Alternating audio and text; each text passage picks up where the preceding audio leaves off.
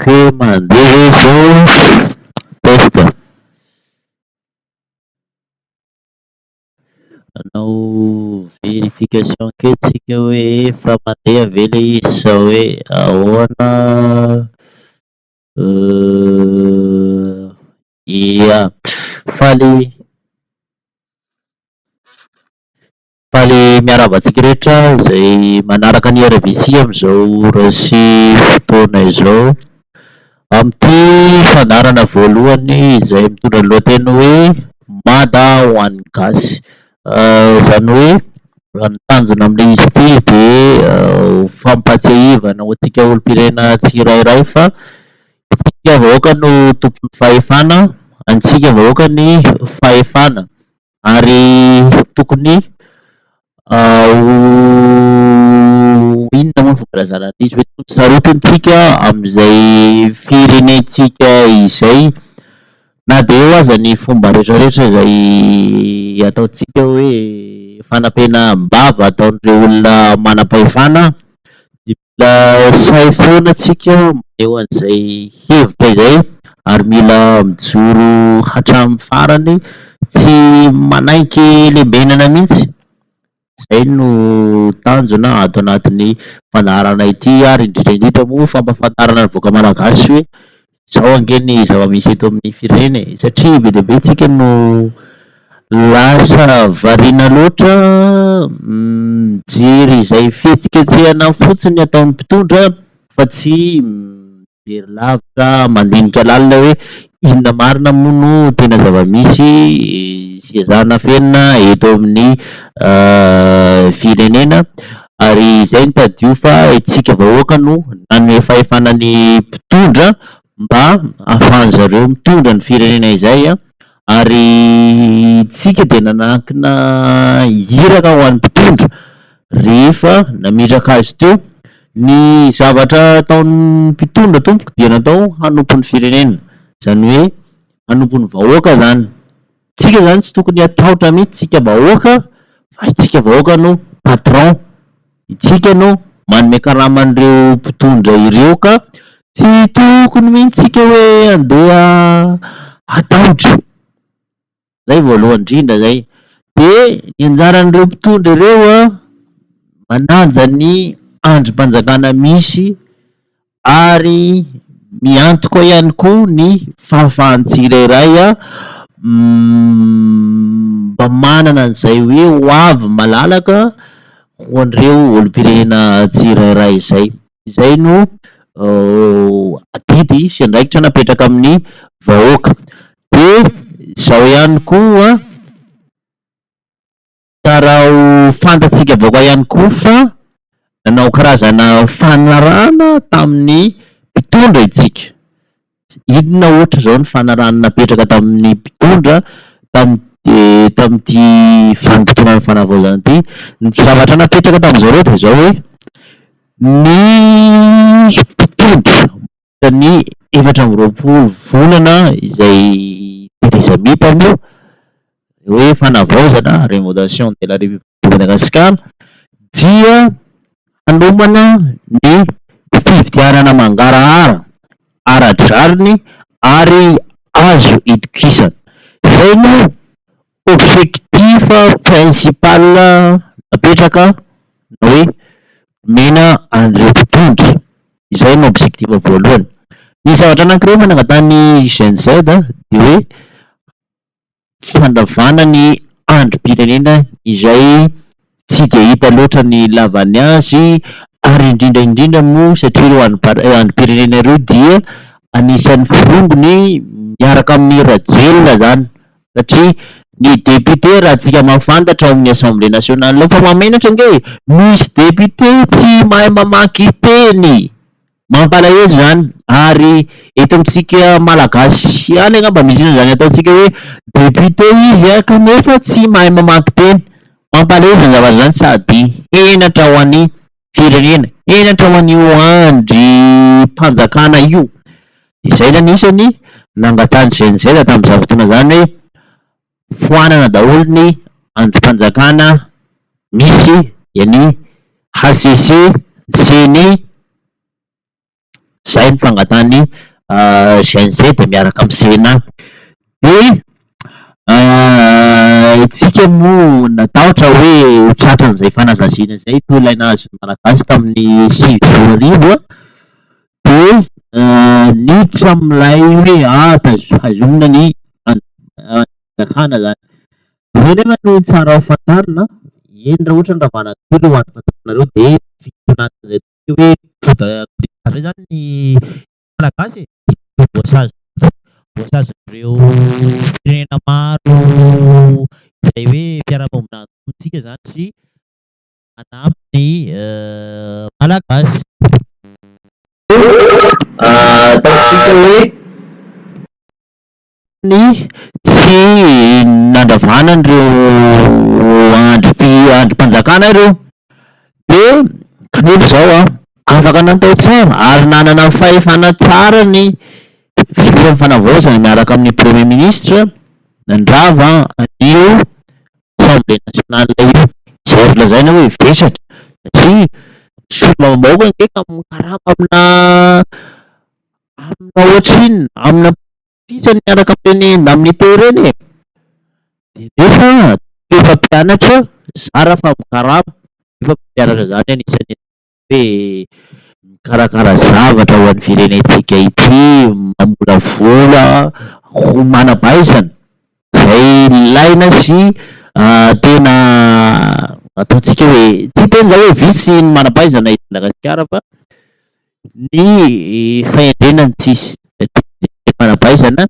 fa damba ny vola sy ny fahefana fitiavan-tena. Ka aleo verenantsika kely aloha ny tena mba hevitra antsika androany de mahakasika an'ilay hoe moa ve tena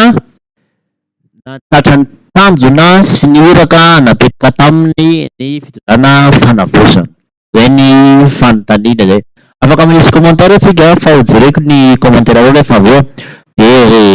miaraka manao an'izay live zay tsika mifamaly mifampiresaka. Ny fanontaniana de tia satria ny zavatra nangatantsika tamin'ny fitondrana Fanavaozana hoy izaho dia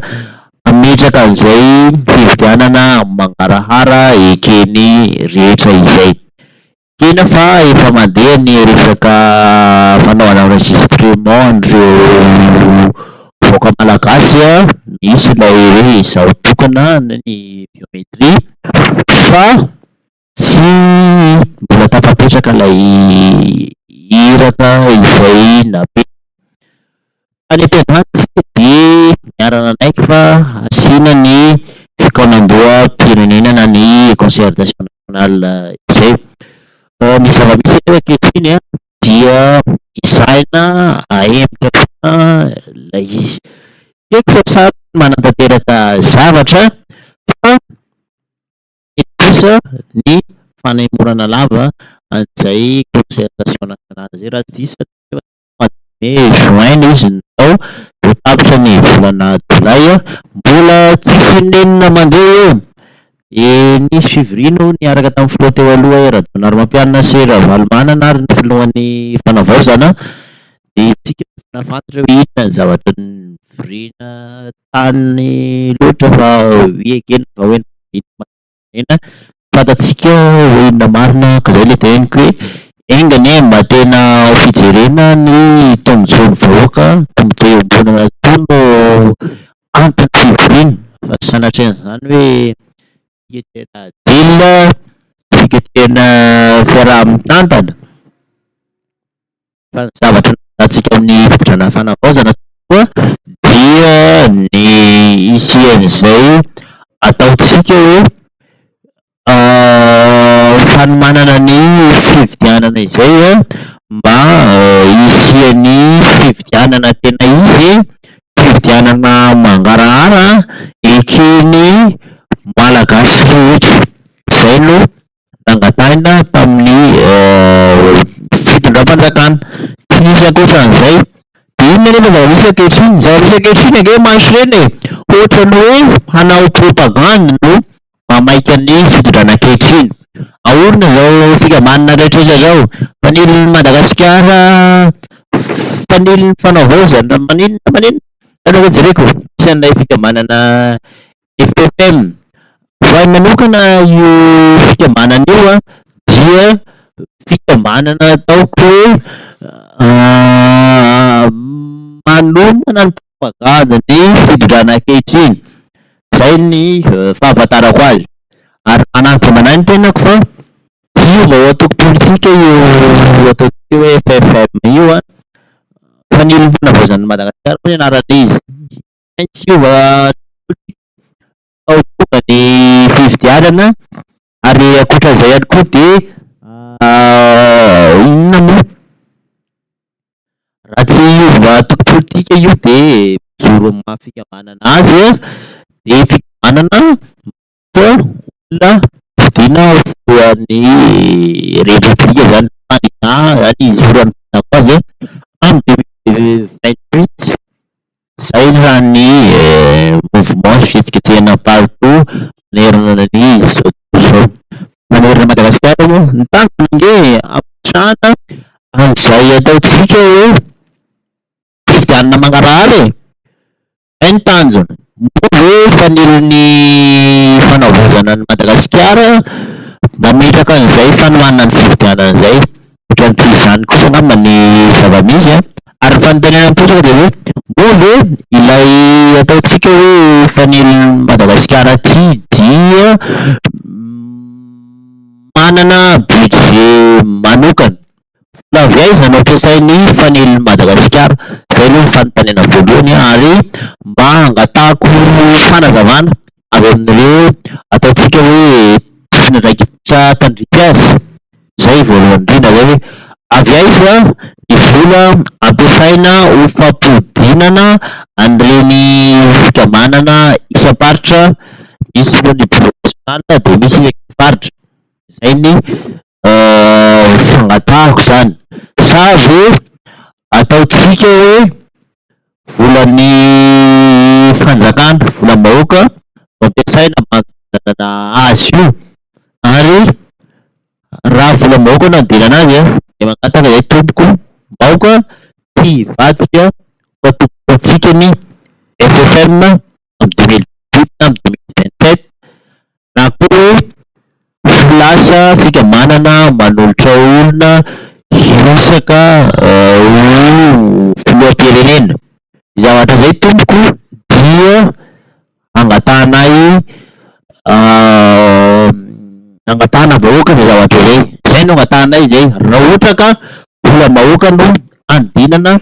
an'io fikambanana io. Aoka ny finanam-bahoaka mba hitranona ho finanam-bahoaka mba ho tombontsoa ny vahoaka fa tsy ho tombontsoa samirery hirazomana fahefana hakana image vahoaka malagasy. Satria vahoaka malagasy nge maro ny tsy mahafantatra zavatra de atao daholo zao fomba rehetra zao. Tsy te ahita hoe zay tompoko hoe ny pratika izay tsy misy ilavana azy nataon'ny fitondrana teo aloha foana no tohizan'ny fitondrana ankehitriny. Zay nge ny mandreraka an'le izy raha tsika nahafantatra zany association fitia zany ahoana ny nampodina zany izay subvention an'i Madagasikara de zana à travers-ny association fitia de tsy mety zavatra izay satria atao fo tombotsoa manokana fanatsarana ny image ny politika atoko politikanareo sy fitondranareo fotsiny ny volam-bahoaka na ny fanampiana ho an'ny vahoaka amin'ny ankapobeny moa ny fanampiana avy any ivelany reny dia miendrika troso satria ny firenena vahiny koa nge tsy adalaka hoe hanome atsika ataontsika hoe vola maimai-pona na vola botsy zay le izy zay ka dia ahoana ty ahoana lay zavatra resahana de hoe tsy mbola tafapetraka lay fanavaozana tena izy tsy tratrany mpanjakana ankehitriny ny tanjona hatreto dia ny fanomanana an'izay fividianana io marara izay nanolo olona zareo taona sise fa tsy dia azo antoka defisian'izay atsika hoe marara zay raha tsika nahafantatra ny sorana olona zay nesorina tao amin'ny ACC iny de nesorina moa le izy a. Tsika moa tsy afaka tsika tsy afaka betsika satria Madagasikara raha tia mahafantatra hoe ohatrany ahoana tsara ny fandehan'i Madagasikara ka de zay le izy de ahoana hoantsika malagasy a zay lay teneny zay hoe aotsika hosaroty amin'ny firenentsika manara-maso ny fihetsika ataon'ny fizakana tsy hoe tory démonstration de fivavahana ny firene ity tsy resaka fotoana akory no hozahina hanafenana an'izay fahombiazana izay. Io tsy fandriam-pahalemana eto Madagasikara io dia taratry ny fahombiazan'ny fitondrana, taratry ny tsy fahaizana miaro ny vahoaka io tsy fandriam-pahalemana io. Maninona moa isika no miandry tsy fandriam-pahalemana efa mandeha zay vao ahirizika ny mpitandro filaminana moa ve io mpitandro filaminana io dia natao hiala-tsasatra ao amin'ny camp fotsiny ohatra fa tsy andeha hanao an'izay asa fitandrovana ny filaminana zay. Zay ny fanontaniana, inona no mpampiongatra ny tsy fandriam-pahalemana zay vao ahetsika fa maninona no tiavaka metraka an'izay fiarovana izay tsika na hoe mety preventiva izay mba hisian'ny fandriam-pahalemana maharitra sy tena izy ao izy hoe mariky ny tsy fahombiazan'ny fitondrana ny tsy fandriam-pahalemana ankehitriny. De teny ianareo hoe tia vao sambany no nisy fandriam-pahalemana ohatra an'izao efa tamin'ny taona fito ambin'ny folo sy roa arivo nisy an'izany atao hoe vely Fanavaozana nisy an'izany tamin'ny 2017 fa mariky ny tsy fahombiazan'ny fitondrana tamin'izany ihany koa ny baron tamin'izany fotoana izany satria raha nihetsika raha napetraka an'izay hoe namina izay ana dia tsy misy ireny zavatra ireny satria natahotra mafy ny mpanao asa ratsy satria manahy ny ainy sy ny libertéany ihany koa izy ka tsy maintsy hipetraka tsy hanantanteraka an'izay asa ratsy fanao an'izay fa tsy fivavahana mihitsy no vahaolana maharitra. Afaka mivavaka ny rehetrarehetra, afaka mivavaka tsika fa tsy hanaovana démonstration fandroana de voly eny Kalamanjana akory no ampivahan'izay tsika hoe tsy fandriam-pahalemana izay. Asa no ilaina dia entina mivavaka any an-tokantrano tsirairay mivavaka satria izay foange efa niteny fa aoka ianareo tsy hanao toy ny zaintilisaka eny amin'ny Kalamanjana mba teo de raha ny vahoaka no mivavaka fa midery ianao ao anefa de hitory magnatamy raha ianareo fa ho azonao ny zavatra angatainao ka zay no zako amintsika hoe tsy vahaolana verivelona e démonstration fandroana devoly ny Analakely ireny ka very foana fa tsy tratra ny Fanavaozana ny zavatra napetraka aminy hatreto fahalemana manjaka ny concertation nationale mihemitra tena mihemitra foana ka de miandry aloha tsika fa zay aloha ny amarana ny fandaharantsika androany misaotra anao nanaraka hatramin'ny farany de mandra-piaona tompolasy tompovavy voalohany zao fa handeha foana ny fandaharana mbola hividy materiel tsika mba ahafahantsika ho anao tsara an'izay live izay ranamo de ataotsika hoe anao fanampiana anohanina ny fandaharana ahafahantsika manatanteraka tsara ny asa fanoherana dia afaka manao an'izay fanampiana izay tsika amin'ny alalan'ny fampitaovana ho azy mba ahafahantsika miasa tsara ho an'ny firenentsika de samy tsara tsika samy tenin'Andriamanitra tompolasy tompovavy mandra-piaona tompo.